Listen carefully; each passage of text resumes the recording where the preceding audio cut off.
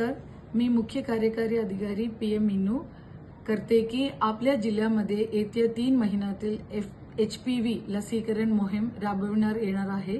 HPV लसमुळे गर्भाशय मुखाच्या कर्करोगापासून संरक्षण मिळते। HPV लस 14 वर्ष पूर्ण व 15 वर्ष पूर्ण न झालेल्या या मुलींना देण्यात येणार आहे। सदरील HPV लस जिल्हा रुग्णालय, जिल्हा स्त्री रुग्णालय, उपजिल्हा रुग्णालय, ग्रामीण रुग्णालय, प्राथमिक आरोग्य केंद्र येथे उपलब्ध असून मोफत देण्यात येईल।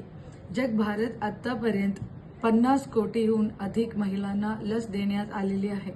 HPV लस नवीन नाही, 2006 पासून उपलब्ध आहे। सदरील लस अत्यंत सुरक्षित आहे। याबाबत कोणत्याही अफवांवर विश्वास ठेवू नये।